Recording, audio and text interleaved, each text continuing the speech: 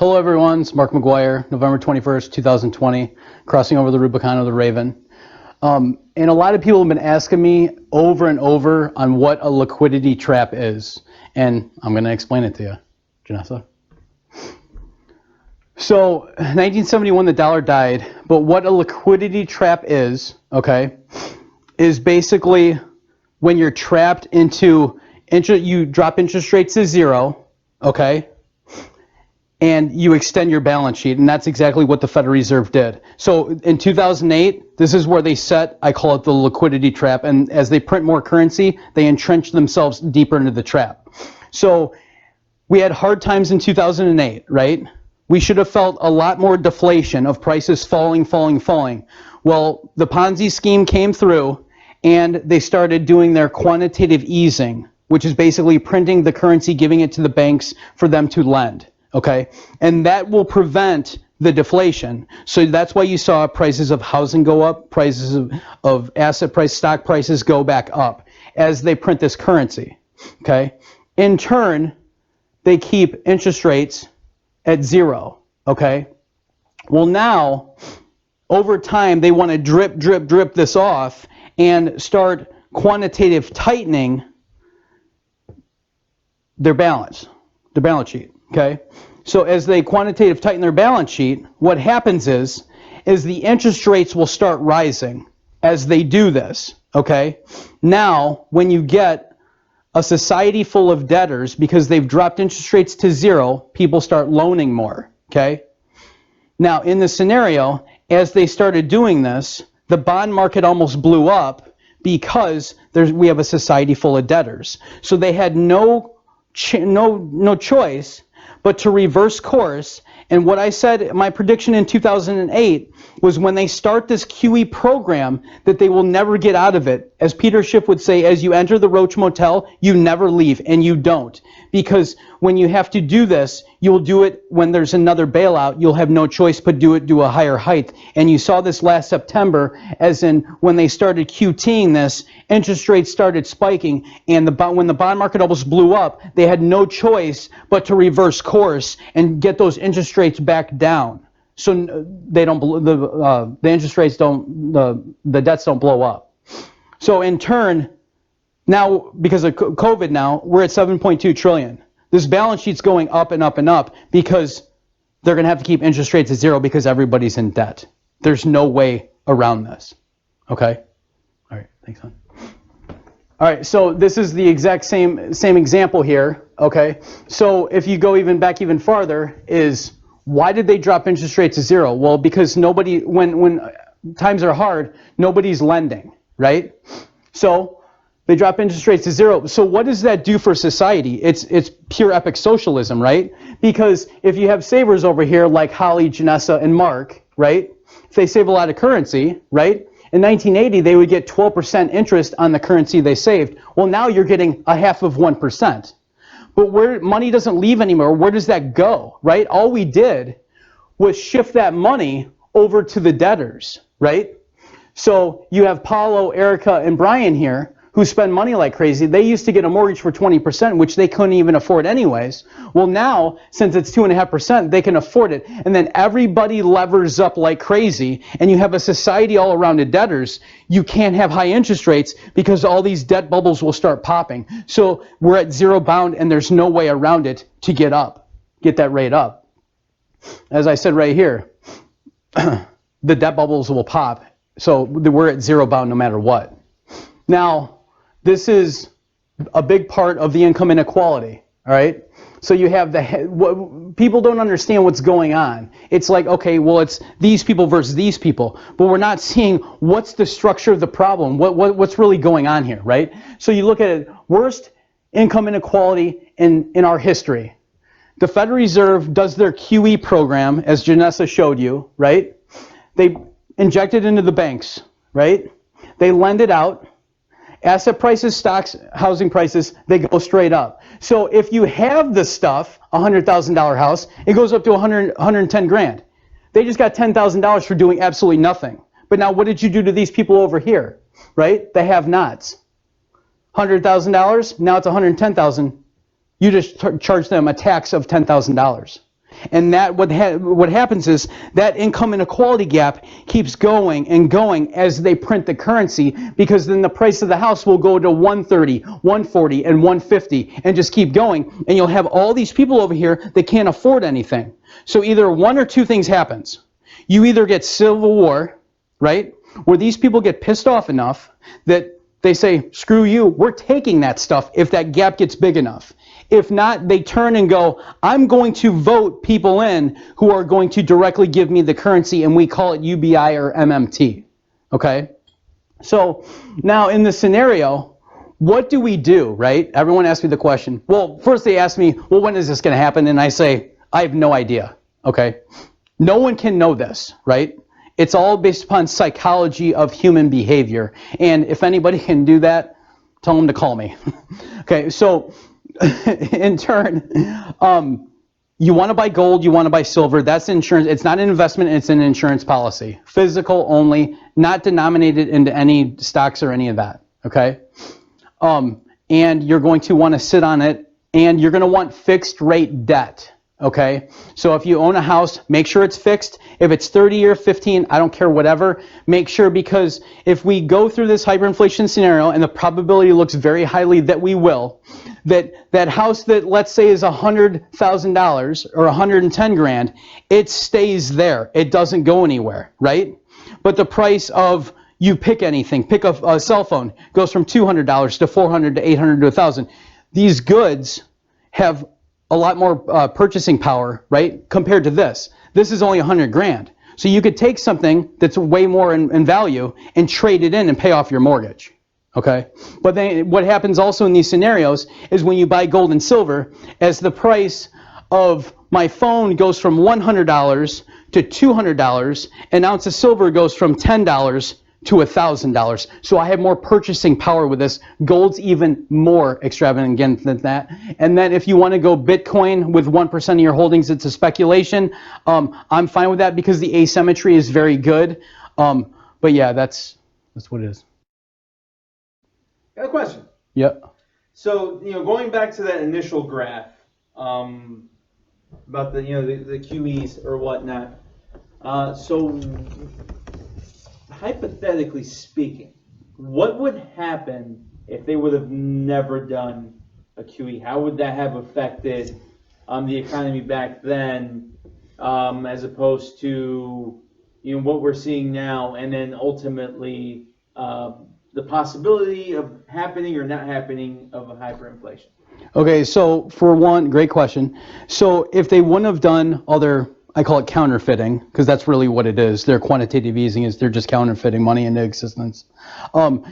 You wouldn't have saw the housing market and the stock market come back up like you did, okay? Because it's a plus minus type of thing. So if this would have stayed down here, it's roughly 700 billion in 2008, roughly. If it would have stayed even keel, you would have saw, because at the time, let's say a house went from 300,000 down to 200,000, right? If they would have done nothing, the house would have dropped to 100,000, and we would have been into a depression, okay? So then, from then on, you just start trickling on up as you go across, because you're at the point of you're bottoming out. That's if they did this. But what really did happen? The housing market went from 300,000 to 200,000. They started their BS program. You know what I mean when I say that, right? So then the house went from 300,000 down to 200,000. Now it's back up to 300,000 again. The Ponzi scheme, okay? So now, how this ties in is because they can never get rid of their balance sheet, this is going to go up and up and up. And the more people see this scam, Ponzi scheme game, the more they're going to realize what the currency is really worth, that it ain't nothing more. People will realize that the emperor has no clothes, okay? And in turn, let's say back in when they dropped interest rates, if they didn't drop the interest rates, you have all the savers, they would be able to save more money, right? Now in turn, you wouldn't have all these people spending, right? Because they can't afford a mortgage at 10, 15, 20%. Now, because they're not spending, you're not going to have a booming economy, because you can't, obviously. But then in turn, you have to deal with the problem down the road if you're going to choose that way. and you now have a society full of debtors. And there's no way around this. And you had your boom bust cycle because 2008 we came back out of it. But you got to deal. There's no free lunch. You have to deal with the problems. You either deal with it now or you deal with it later. And why are we at this point? The biggest reason is because these politicians get into office. They don't want to tell you the truth. A lot of people don't want to hear the truth, but they don't tell you the truth because if they said they have to raise everyone's taxes, cut services to pay for all this mounting bills and all this other stuff, it's going to be massive hardship. They're not going to get voted for. So they do the reverse, and they just tell you what you want to hear, and it escalates from there. And they basically say, and I'm 100%, is that I hope this does not happen on my watch. That's their mentality because they know what's going on. And I'll give you a really good one. As in 2008, Ben Bernanke sat there and was with a round table, Jerome Powell, and Jerome Powell said, if you do this QE, it's going to end very badly. Okay? He was around that table. Ben Bernanke chose to do it. Okay? We came out of the recession. Now Jerome Powell is in office, right? He's the head guy. And what is he choosing? As you can see, we're at 7.2 trillion. He had no choice because the bond market almost blew up into hyperinflation scenario. Because when the bond market blows up, it's over. He had no choice but to reverse course. And all he's doing there, by doing that, and I hate to say probabilities, I'm 100%, that all he's doing is buying himself time. And hopefully it doesn't fall on his watch. And it falls on the next guy's watch. So theoretically speaking, if they would have never started the QT program and let the economy organically refresh itself and rinse itself out, like you were explaining how it was going to slowly, go back up. Right. Organically, theoretically speaking, we wouldn't be facing a hyperinflation right now because we would have gone and we would have taken our own, taken the medicine back then. And that's exactly what it is. And what people, awesome question by the way, what people don't understand is that recessions are good, as bad as that sounds, because what it does is it cleanses the system, because you have wrongdoing, right? You have these boom bust cycles. But as you have the boom cycle, right, you have to have a cleansing of the system. If companies go into debt, well, they're gone. You bring in new ones who restructure everything. Well, now we are so far past the point of no return, as I would say, is that nobody fails now. If the stock market falls 10%, they have to bail it out, right? If the economy falls into GDP 1 or 2 or 3%, you're going. My probability is 100%, but they will print the currency because there's no more outs. That's all they have left. Interest rates is zero. They're probably going to go zero. They're going to be zero bound, and they're probably going to go negative. Okay. United States, I don't know if they'll go negative, but I know that they're going to be very negative. But they're going to be zero forever because the debts are mounting and mounting and mounting, and you can only go so far to the point where the currencies break. And the reason I say this is because we have 6,000 years of that's what happens. So essentially what the U.S. and in other words us, what we're sitting on is a house of cards. Because, like you said, theoretically speaking, back in 2008, if the QT program never happened, in return, you wouldn't have more debtors as opposed to savers, and then in return, that would also meant that the income inequality wouldn't have been as big of a difference. So, it would have been more even in terms of, income equality. And then, so in other words, we just shot ourselves in the foot and we're just waiting for the house of cards to fall. I would agree with you 100%, but I would add a caveat to that, is that this is a currency war. So not only are we doing this, all central banks are doing this across the globe. Okay? This is the curveball. Okay? So as we print the currency, we were trying to devalue our currency. Okay? But then you have China trying to devalue their currency, and you have Japan devaluing their currency. It's a race to the bottom, and it's whoever is going to win that race. But they're not understanding that in doing that, you're going to correct the currencies. This is a global thing. And this is the biggest probability of what I have, is that there's a rope tied around the people of Japan, Europe, United States, and everywhere. And whoever goes off the cliff first with the first cracking of the currency, all the rest of the major central banks will follow suit, and the dollar will go last, chances are 70% probability. Because when one goes off, they're going to see, oh, if Japan goes first, oh, should we buy euros? Well, they've been printing like currency like crazy too. We're not buying them. So then they go through their hyperinflation. And then the last one, everyone goes to the final boat, which is the world's reserve currency, because everyone goes for the safe haven. And then that's where there'll be the last stand between gold and silver and the dollar. And gold and silver will win. That's my end game. So, theoretically speaking, and I know that's my favorite word, and that's going to be my favorite word. I love it. So you're talking about, the currencies and stuff. So, and I'm looking at it from, me looking at the situation, if you were to tell me all the currencies are going to crack, right? And I'm looking at it from the outside. I didn't hear any of this other stuff that, you just explained. And we know people that think like this, so that's why I'm going to throw it out Absolutely. there. Couldn't they just wipe all those currencies off and just create a whole new currency?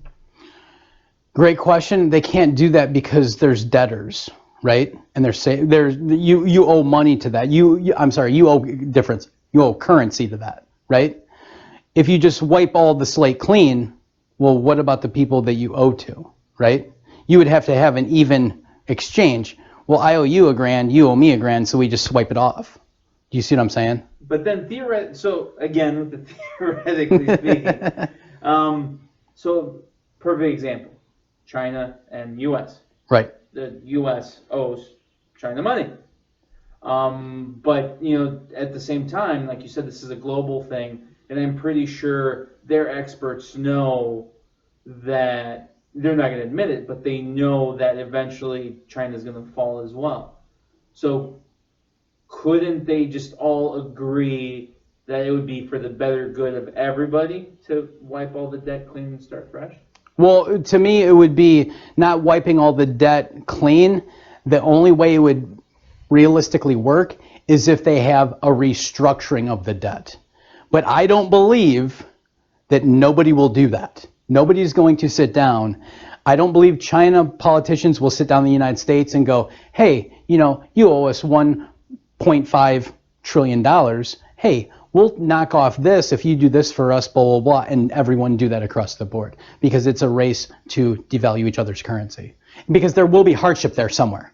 Yeah. Because there's no matter where you go and the way you want to try to throw the hardship off to the side, you always have to deal with it no matter what, because there's no free lunch, no matter what. You have to deal with it somewhere. There's a release valve somewhere, as you're seeing with the income inequality. As you see the Fed prints, gives it to the banks, right? The release valve is the haves and the have-nots. And then that even more release valve is them going and saying, either we're civil war or we're going to vote in the people who are going to give us the currency. That's the release, the double, triple, quadruple release valve. Okay. And I'm, again, just want to reiterate and make sure, it's 100% understood. The reason why you believe that the dollar would be the last to fall is because the U.S. is the Federal Reserve. Yes, because every time, let's say the markets fall, right? You'll see, something happen overseas or anywhere. You'll see all of these currencies start decreasing in value because they're selling their currency and buying dollars, because that's the only safe haven there is. And you could see this, and I could pull up 50,000 charts to show you every single time the markets fall 5%, you'll see all these currencies in the red, and all of a sudden the dollar will strengthen. So what happens in this event, as everyone goes to the dollar, all of a sudden the demand for dollars starts getting stronger and stronger and stronger, and it'll lock itself up and break. Okay. So, and when you say, U.S. being Federal Reserve, that just means, that's because the U.S. owns the most amount of gold and silver, like you mentioned in your last amazing video, correct? That is right now what the numbers show is the United States owns the most gold and silver, but I don't believe the numbers that are coming out of a certain country. I believe they own way, way more than what they're reporting. Okay. And because they know, all these people are smart enough to know that gold and silver, especially gold, if we have another Bretton Woods type of scenario like we did in 1944, whoever owned the most gold would take over. If we have a huge hyperinflation, a cracking all the currencies, whoever owns the most gold would take over the world's reserve currency, and that would be agreed between all parties across the board. Now, again, this is me looking at it from an outside point of view. Mm-hmm. So we as in the U.S., quote unquote, I'm doing air quotes, I'm on video, the most gold and silver. And we owe all this debt, right? I'm looking at the chart and 7.2, what is that? Trillion. 7.2 trillion, yeah. So, right now, and Paulo, that's going up. Right. But let's have that be the fixed rate that we're looking at right now. Right. For the better good of the country and everyone in the country. Right. Couldn't we just use that gold and silver to pay off that debt?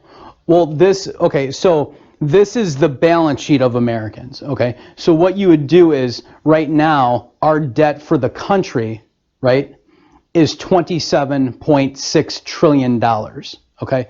This is a different piece, okay? This is basically, everything's gone bad. We're just going to put it over here. That's what that is. Okay, so that's different. So the United States debt is $27.6 trillion, $27.7 trillion. So in that time, what you could do is you could use, and this would be a little bit more in depth, but you could peg it. Okay, basically, if we sold all our gold at 19 to 2,000 dollars per ounce, it's going to cover 50, 75, 100 billion maybe.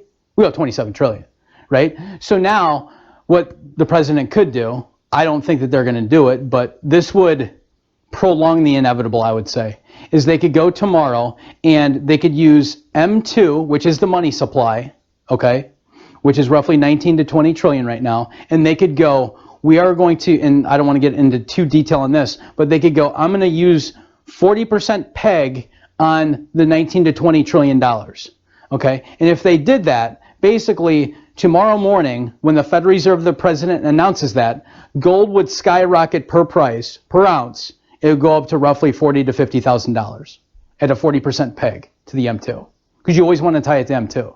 Now, if you want to go really back, okay, the legend back in 1979 was Paul Volcker, okay? We almost had a run on the currency, okay, in 1979, okay? And into 80, Paul Volcker took over, and the currency was ready to crack because we had inflation in the 70s, okay? Now, in turn, he had a choice, either let inflation run itself or to increase interest rates from 2% to,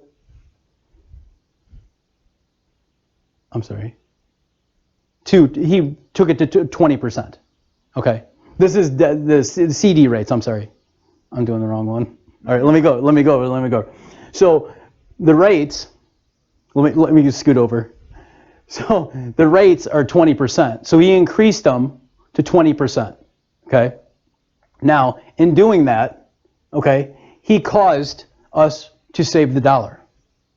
Because if we didn't do that, it would have been runaway inflation. Would that work today? No. Great question. In 1979, 1980, we had a debt to GDP of 30%. The debt to GDP right now of the United States is 140%.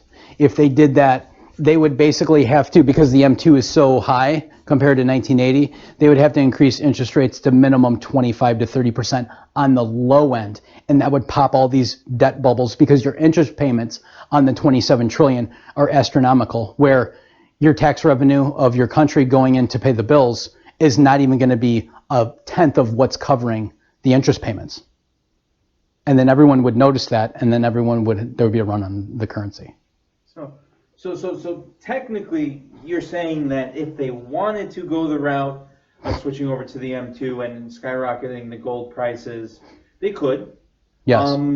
And now, just going off of everything you showed, I'm assuming that would just prolong the inevitable, like you said, because, circling back to your last video, because we don't produce as much as we consume. Exactly, because it's a plus minus, right? So even if we went back on the gold standard, right, we still have a massive amount of consumption over production. So if I owe you a whole bunch of stuff and all of a sudden I peg this, right, or I go back on the gold standard, now every single month, because that gap is still wide of me consuming more than I produce, every month I'm going to lose that gap in gold to you. Eventually my gold's going to be gone, right? Because I'm going to have to keep paying you. So you will extend it a little bit. The scenario in this would be deflationary, right? It wouldn't be terrible deflation because you're trying to save your currency, right? But the inevitable is you would run out of gold because it all comes back to the plus minus of you don't have, you're not producing anything, but you're consuming way more. And that's what it all comes down to, the plus minus.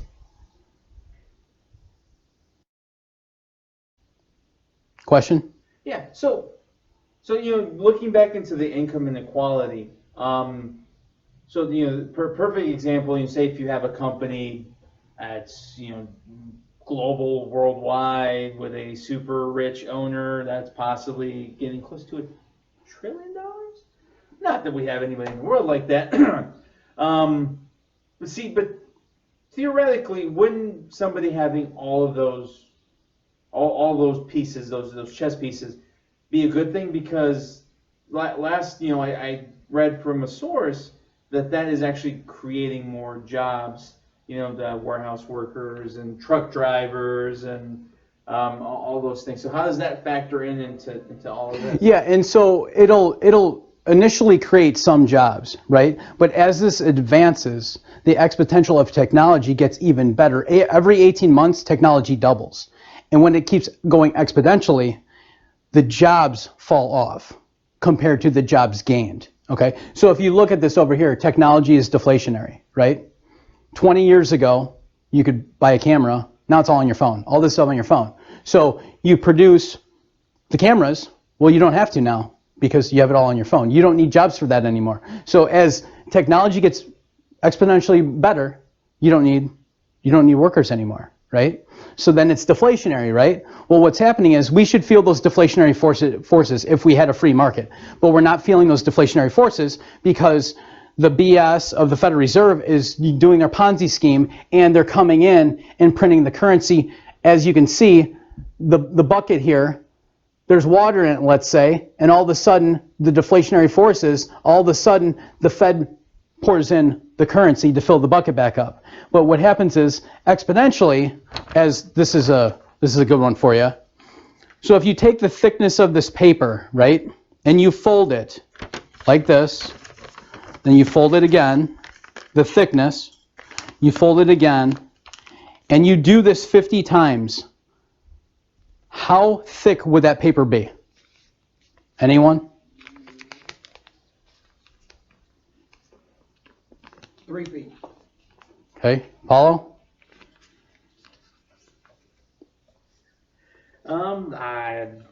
So you said 50 times fold it. Yep. So you got a piece of paper. You got the thickness there, right? If you fold it, then you fold that, then you fold that, then you fold that, then you fold that, and you can get roughly 7 or 8 times before you're starting to have trouble, right? To fold it. If you had a bigger piece of paper and you could fold that, how thick would that get if I did it 50 times? So it's every time you fold it, it's doubling the thickness. It's doubling the thickness. Yep. Emmanuel will guess 3 feet. 3 feet. Can they guess before I take my guess? 50 feet. 50 feet. Jazz. 100 feet. Paulo. Can I feel that paper? Okay. And it's doubling every time you fold it. I would say from here to the atmosphere. Good guess. Good guess. It's actually here to the sun. Okay? Now, Really? think about the exponential of that, right? As technology gets better, right? And that's what's happening. So think about this with money printing. The money printing is not what we've done so far. As the technology gets better, they're going to have to increase the currency exponentially to fill the gap of the missed deflation, to fill it back up. So I had a question though. So you're talking about technology, and I'm still trying to wrap my head around the paper folding to the sun. Which that's an awesome fact, by the way. Mm-hmm. But how would technology directly affect, or like you said, the advancement of technology directly affect, you know, haves and have-nots and deflation and inflation?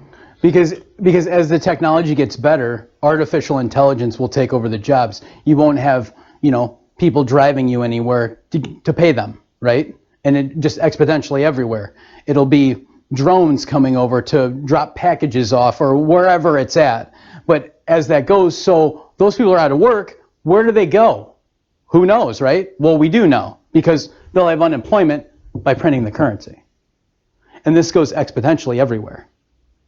Now, let's say company X goes, you know what, I don't know why they would do this, but I don't want to get better technology, right? Well, they're going to be out of business because their competition down the road is going to do it and then put them out of business. Because that's how it works. So essentially, the connection to be made, the higher the better the technology goes with AI. So because as you know, I'm more of a tech guy myself. So so you're talking about AI driving, vehicles. So no taxi cab drivers, no Uber drivers, and I know, like for example, the Cybertruck and the cyber semi-truck that Elon Musk created will have the capability of driving with AI. So that could potentially cut down, if not eliminate, the need for truck drivers. Right. And then you also have, and they've actually implemented it in certain warehouses, like the big mega, corporate one with the trillionaire, where they automatically sort out packages and things of that nature, so that cuts out warehouse workers. Right. So all those people without jobs Right. would then, like you said, run to the government for help. And in order to cover that gap, the government's going to want to do unemployment or whatnot. Hence the the bucket with the water. Right. They're going to have to But the problem with that is, and correct me if I'm wrong, I'm just trying to see, explain it the way I'm seeing it, and so that way everybody else can kind of understand it in a simpler way. This is, with technology, it's going to be a never-ending thing. This technology is always going to advance. Correct. And so the government is always going to have to inject more money to cover that gap. So in other words, eventually you're going to see it to where, as opposed to all the new jobs you create now, it's going to eventually be 5% employed and 95% unemployed, with the government having to make up for that 95%. They'll have to, and all you're doing is you're forcing more socialism, because you're relying more on the government to cover the expenses of everything else. But then what you have is you have one person who owns everything, all the robots are working for him, and everyone else is unemployed, starving. But they're not starving because they're getting the currency. But then the release valve on that is because when you print all the currencies break. So essentially technology is going to be the downfall. Yes. Towards the hyperinflation.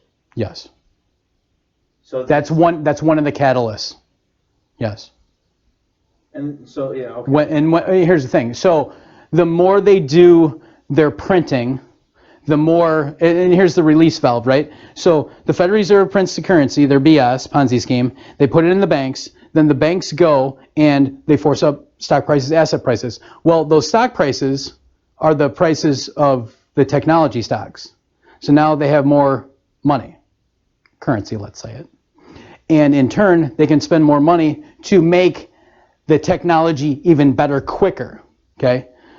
So the only semi-good thing is that in the hyperinflation, when the currencies do crack, you won't have all the prices of this stuff going up above the inflation nominal rate, right? Because no one will be able to afford anything. So the owners of these technology companies won't be getting a ton of repeated currency to make their technology better. It'll slow it down. That's the release valve. Any other questions? No, and sorry if I seem to be the only one asking questions. Smart guy, Paulo. But, this is intriguing because I've heard from other people that, how do I word this?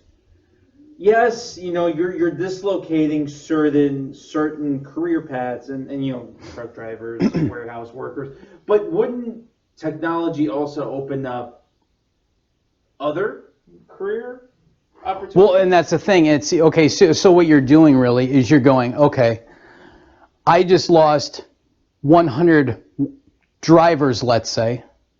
It's like in a small area, but I increased 20 jobs because I have to have somebody build the AI, the robots, right? The technology to install it in, right? So you just eliminated 100 jobs, but you created the 20, so you're still into the deflationary gap of the 80 that you lost, that you got to cover with the money printing. Or you don't do the money printing and prices of everything are deflationary, so prices of everything would fall if they don't do their Ponzi scheme money printing. Okay, so whichever way you try and fix it, the gap is just going to continue to increase. The question is how quickly or how quick is it going to increase, determined by technology and other factors. The biggest thing of the how fast or how slow this goes all comes down to the money printing. Because if they don't print the currency, you're going to get a slower path of that technology getting exponentially better. Because all they're doing is what they're not understanding is increasing the currency. And they're not bad people. They want to do the right thing. All they're trying to do is save an old system. That's all they're trying to do. Because they know if they don't save the system, they're forcing hardship, which is really the medicine. But you have to take the medicine, right? There's no free lunch. You can't go along a path and look at your whole life, right? You've experienced, right, an economy that goes good, and then you see a recession. And then economy goes good, you see a recession. That is normal, right? But it's not normal when all of a sudden there's supposed to be a recession and you just print the currency. And then the next time it goes, oh no, well, it's worse this time, we got to print even more currency. And then the next time, we got to print even more currency, more currency, more currency, and then the whole thing just cracks and blows. That's why this whole Ponzi scheme. And what I find hilarious is if you or me were in our basement and printing currency, we go to jail, okay? But when the Fed does it, we call it policy. Think about that for a second. Thank you for joining me today, and I hope you prepare yourself before you cross over the Rubicon of the Raven.